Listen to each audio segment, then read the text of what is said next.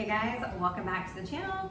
I'm Lauren. You're watching Valentine's, where I cover all things homegrown and homemade. One of the main topics that I cover on my channel is all natural cold process soap making.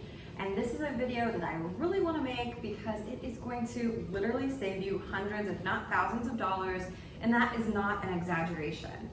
Anyone who is new to soap making knows that it could be a great way to waste a lot of money if you don't know what you're doing. So here are 10 tips. Is it 10? Yeah, 10 tips plus a bonus tip. Things I wish I had known for people who are new to soap making that will save you a lot of time and a lot of money. So quick side note, if you hear something in the background, I'm sorry. I am processing a batch of pickles and I have a video coming about that, so be sure to subscribe if that's also your thing. Also, I want to make sure that you guys know that I make cold process soap. I don't make hot process soap, but a lot of these principles will also apply to hot process. So keep watching if that's you. And I also do all natural soap. So I'm not going to be talking about fragrance oils. I do not use any of those in my soap making. And I'm not going to be talking about micas or oxides or dyes or any of those fake colorants, because I also do not use those in my soap making. But I will be talking about essential oil blends. So let's get into it. Tip number one when you're new to cold process all natural soap making is to get a scale and use recipes that are listed by weight. So each of the ingredients should be weighed. You want to absolutely avoid recipes that are listed by volume. So 1 cup, 1 teaspoon, 1 tablespoon. You really don't want to be doing that in soap making because those are not super accurate measurements. It is much more accurate and safe, by the way, to weigh out all of your ingredients. Now, when I started, I used this is a regular KitchenAid scale. I believe it was around $15 at Walmart. It worked for me for over a year before I upgraded to the KD 8000 scale that you see in some of my other videos. Now, before I go any further, I know some of you are saying, well, I use a recipe that was by volume and it worked out great for me. I'm not saying it can't work some of the time, but if you're gonna be gifting your soap, certainly if you're gonna be selling your soap, you really want to know that it's accurate and safe, because when you're measuring out lye, you could make a bar that's potentially harmful to people if it's not a correct weighted recipe. So I'm sure it can work sometimes, but just trust me, eventually you're gonna come across a recipe where something was lost in translation and it doesn't work out, and not only is it an unsafe bar, but it wastes a ton of money and ingredients. Things like high quality oils, like your avocado oils, shea butters, olive oil, as well as essential oils, are very expensive ingredients. So we want to avoid as many ruined batches as possible. So that was tip number one. Get a scale and use only recipes that list the ingredients by weight, not volume. Tip number two for all natural cold process soap making is to use a soap calculator. These are also known as lye calculators. So even if you find a recipe in a book or a website or a blog that has your ingredients listed by weight, that's a great start. I would also take the second step of just quickly running that recipe through a soap calculator in order to verify the amount of water and lye called for the recipe. So if this is a new concept to you, let me really quickly explain. The way that we make soap is we take fats, which are in the form of plant oils or animal fats, and we add water and lye to them, which creates the chemical reaction of saponification.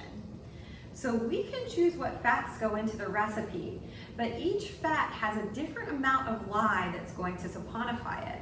And what a soap calculator or a lye calculator does is it calculates that for you. So you put all the oil ingredients in that you're using in your recipe, and it'll do the math for each different oil that you're using and spit out an amount of lye and an amount of water that you want to use to make your lye solution for the recipe. So once again, even if you do get a recipe from a book, just run it through the calculator anyway. So when I first started making soap, I used the lye calculator that was provided on brambleberry.com. Brambleberry is a soap making supplier if you're not familiar with them. And they have a very simple lye calculator. And I used that in the beginning and it worked for me. And then when I got a little more interested in the chemistry of soap and how different oils contribute different properties to the bar, I started using soapcalc.com, which is one of the preferred soap calculators. There's actually many others, but I just wanted to mention those are two options for you guys. So that's tip number 2. Run it through a soap calculator so that you know that you have the correct amount of lye and water, which of course makes a safe bar to use. Number 3, start with a tried and true and simple recipe. So just like I mentioned in tip number 2, there's nothing wrong with getting a great recipe that's like tried and true from somebody's blog or a book, as long as you run it through the soap calculator. And I recommend that you keep it very simple. You know, three to 4 oils is a great bar. There's no reason to go out and buy a ton of really expensive oils and have 10 different oils in a bar. In fact, a common bar that I know of that a lot of people start with is 1/3 of palm oil, 1/3 of olive oil, and 1/3 of coconut oil. I make palm-free recipes, but you can always get sustainable palm oil. There's also people who make just olive oil and coconut oil. So, and then of course, traditional cast-style soap is 100% olive oil, and it's a very highly sought after, luxurious soap. So it doesn't have to be really crazy. Start with a simple recipe so that if you do make mistakes, you'll know where the likely variable was. Okay, referring back to my list, number 4, and this is a big one for saving money, have an idea of which essential oils survive the saponification process and which don't. Another way you could put that is have an idea of which essential oils stick in soap, because a lot of them do not. And I made this mistake, and I see people in the Facebook groups all the time making this mistake, is they'll buy a beautiful essential oil like grapefruit or something, and they're very expensive, and then they make their batch of soap and the scent does not last. This is a common challenge in all natural soap making. So not all essential oils will survive the saponification process, and then even over time they will fade. So I find that by using the bars in the first couple months, the scent is the strongest. And hopefully people would, right? But anyway, I want to go through some common oils just off the top of my head that stay really well in the cold process soap, and then some that don't. So oils that stick really well are going to be like your basement oils, so like lemongrass, patchouli, peppermint, eucalyptus, tea tree oil, ylang ylang sticks great. Lavender sticks, but a little bit better if you use something else to anchor it. Scents that are notorious for not sticking are going to be most of your citrus essential oils. People try to get around this. One thing you can use in place of like lemon is Lidsia cubeba. That's a common one that does stick a little bit better. And then some people will get orange 5 times or orange 10 times, or they call it 5-fold or 10-fold. And I'm going to tell you from personal experience, it's a little bit better, but the citruses are just really hard. So know that before you go into that. You can look that information up online. So if you have an essential oil in mind or a blend in mind, just look it up before you buy it, guys. I have wasted so much money, and I can't tell you how many really disappointed posts I've seen in Facebook groups from people who like got all these expensive essential oils and it didn't come through for the final products. And some of that is because it's a chemical process, and then but most of it is because the essential oils do evaporate over time. And then another reason for that is that the essential oils are oils themselves, so some of them get saponified, some parts of that oil get saponified depending on what type of essential oil is, and it becomes part of the bar but no longer really part of a fragrance. So do your research before you buy expensive essential oils. Number 5, also related to essential oils, is to use an essential oil calculator for safety. So just like you shouldn't be using oils that are measured by volume, you also do not want to be using essential oils that are measured by volume. You should never be going off of recipes that call for drops. Drops is not a recognized measurement. It is also not consistent from bottle to bottle, dropper to dropper. So you want to be weighing out your essential oils as well. And I recommend doing grams because it's a smaller unit, but you can also use ounces. I started using ounces, but then switched to grams when I got a little bit more experience, because grams is a smaller unit of measurement, so it's going to be more accurate than ounces. So a great essential oil calculator is eocalc.com. I'll have it linked below. It is a great tool. You put in the overall weight of your batch, which essential oils you're planning to use, and it calculates for you the safe usage rates for each of the oils that you're planning to use in your soap. This is so important because essential oils, as we know, many of them should not be used topically without dilution, and they can be dangerous and cause sensitivities. So always use an essential oil calculator, measure them out by weight. It is a safety thing. It will also save you a ton of money by not putting too much into a batch or doing overkill. Number 6, my 6th tip for saving a lot of time and money in cold process soap making is use a small mold for test batches, and always do a test batch anytime you change something about your soap recipe or try a new recipe. So this is a 10-inch loaf mold, which is what I bake most of my soaps in. This is a 4-inch loaf mold, which I do a lot of my test batches in. Even if you're an experienced soap maker, and I've been making soap and selling it for over 4 years, soap is such a finicky thing. And if you have tried soap and been frustrated by all the different variables that go into it, heat, essential oils, all that stuff, you definitely want to have a smaller mold for test batches. All right, guys, I've switched locations, but we are finishing out this video with tip number 7, which is soap at lower temperatures. What I'm talking about is when you heat your oils. So you got to heat all of your oils and your butter so that they're melted. And you have to heat them as high as the melting point of the hardest oil or butter that you're using. So for example, for one of my common recipes, I use shea butter. It's the hardest butter in the recipe. It melts at around 100 degrees, so I have to heat my oils to at least 100 degrees. But there's no reason to heat them a lot higher than that. And that's because the hotter the oils, the quicker your batch is going to come to trace, which means it hardens up. So if you've had trouble getting your soap in the mold before it gets like too thick to pour nice designs or just seizes up, try to soap at a much lower temperature. Now, a lot of beginner recipes will say try to have your lye and your oils at relatively the same temperature. I don't really do that anymore.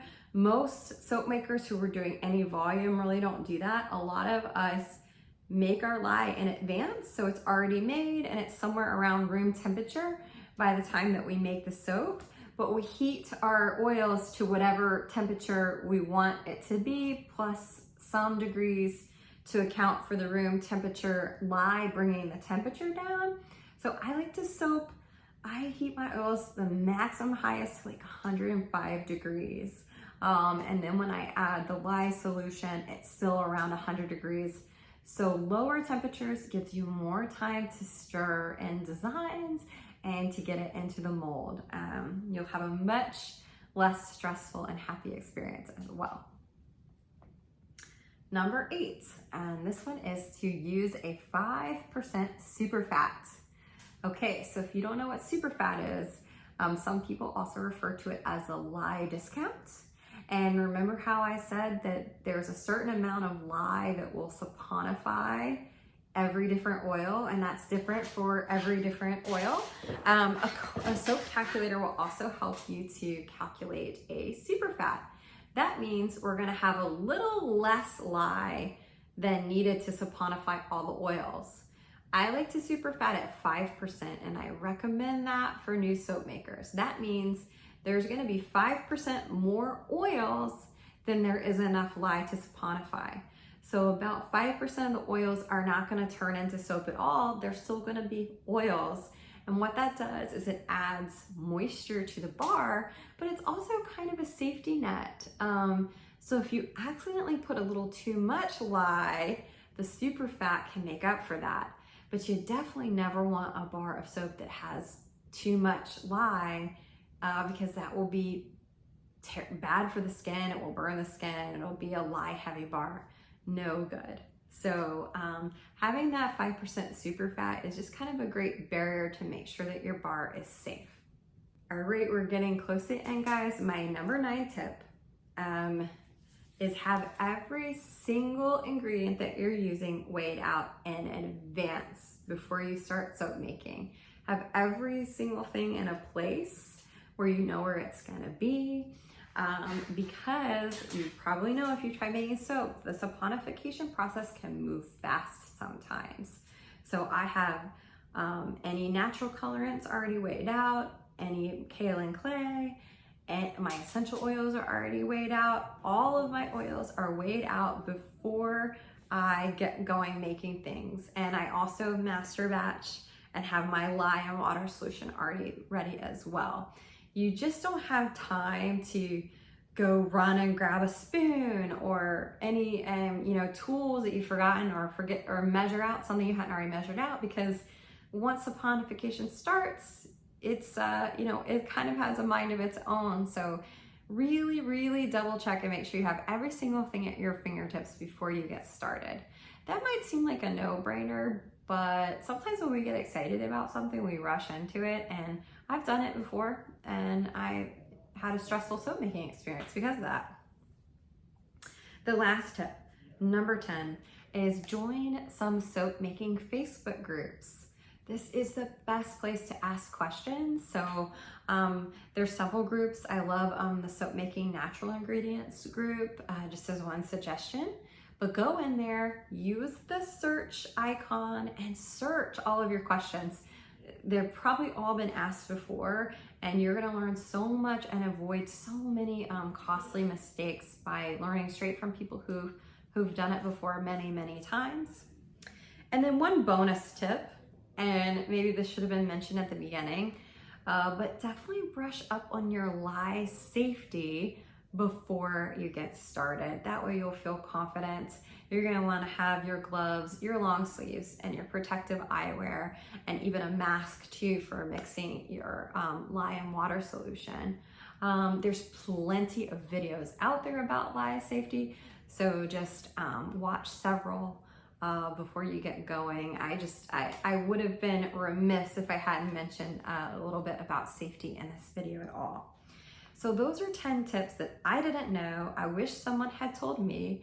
I learned them all the hard way, and I literally think it can save you hundreds, if not more, dollars. Essential oils are so expensive, along with the other expensive ingredients.